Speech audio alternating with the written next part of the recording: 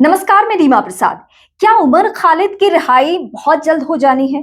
क्या उमर खालिद के ऊपर से यूएपीए हट जाएगा?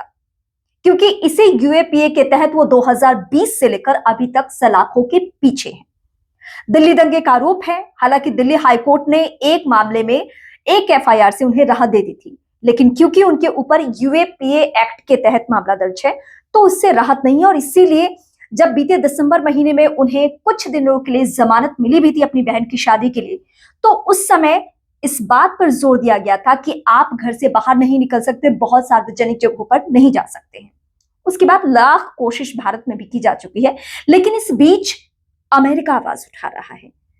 न्यूयॉर्क शहर के मेयर ने आवाज उठाई है। मेयर जोहरान ममदानी ने एक लेटर लिखा है और कहा है कि हम सब आपके साथ हैं। जो उमर खालिद के पार्टनर हैं, उन्होंने बकायदा इस लेटर को सार्वजनिक किया है। और इसके अलावा 8 अमेरिकी सांसदों ने भी एक चिट्ठी लिखी है भारतीय राजदूत को, और यह कहा है कि जल्द से जल्द उमर की रिहाई होनी चाहिए। लेकिन उमर खालिद कब सुर्खियों में आए थे? कब से आप उन्हें जानते हैं? कब से चर्चाओं में हैं? साल 2016 कन्हैया और उमर खालिद, इन दोनों का जेएनयू प्रकरण सामने आया।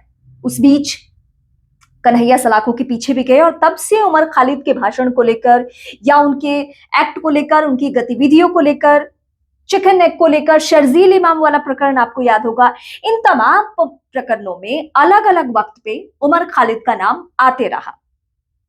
उस दौरान भी कई मामले उनके ऊपर दर्ज हुए, लेकिन सबसे ज्यादा लोगों में गुस्सा उमर खालिद को लेकर तब आया जब उनके ऊपर यूएपीए लगा, यानी दिल्ली दंगों के बाद। दिल्ली दंगों में उनकी संलिप्तता की बातें कही गई।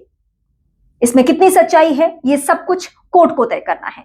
मामला हाईकोर्ट से सुप्रीम कोर्ट तक पहुंच गया है। दिल्ली हाईकोर्ट ने एक मामले में उन्हें राहत भी दी है, मतलब एक एफआईआर से उन्हें आरोप मुक्त कर दिया गया है।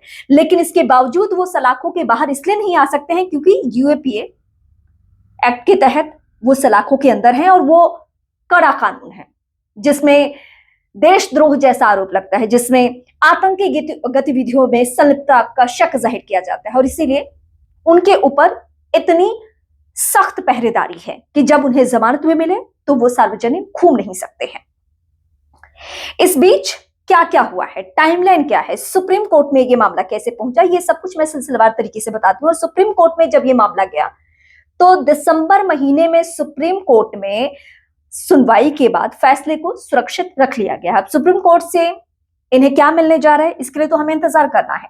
लेकिन सवाल यह अहम है कि जिस तरीके से अमेरिका का दखल सामने आया है, ममदानी का दखल सामने आया है, उनका लेटर सार्वजनिक हुआ है, उसके बाद या फिर 8 अमेरिकी सांसदों के लेटर के बाद क्या इनकी रिहाई की राहें आसान हो जानी है? वैसे भारत सरकार के ऊपर कभी दूसरे देशों का कोई असर पड़ता नहीं है।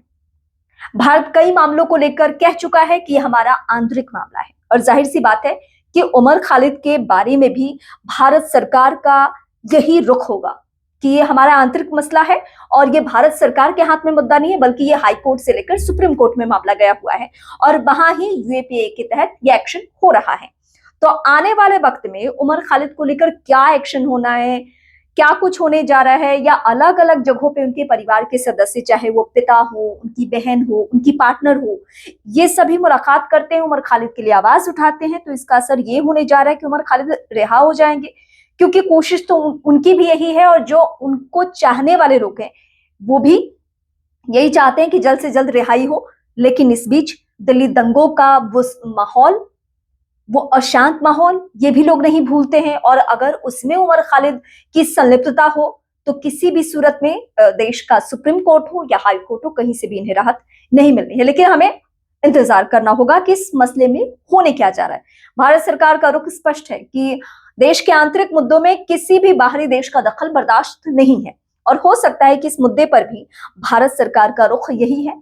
लेकिन कोर्ट में दलीलें उमर खालिद की तरफ से, उनके वकील की तरफ से क्या रखी जाती है और कब तक उन्हें रिहाई मिलती है, ये उनके जो समर्थक हैं वो इंतजार कर रहे हैं। लेकिन इस बीच उन्हें दूसरे मुल्कों के लोगों का सपोर्ट मिल रहा है। इस बीच अगर आप मुझे कोई कमेंट करके बताना चाहते हैं, उमर खालिद को लेकर कोई भी कमेंट करना चाहते हैं, तो बेहिचक कीजिए।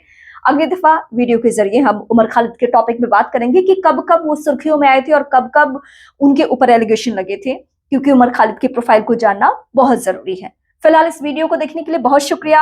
आप मेरे नए दर्शक हैं तो मेरे यूट्यूब चैनल यानी रीमा प्रसाद चैनल को जरूर सब्सक्राइब करें और इसके अलावा फेसबुक, इंस्टा और ट्विटर पर मेरे साथ जरूर जुड़ें।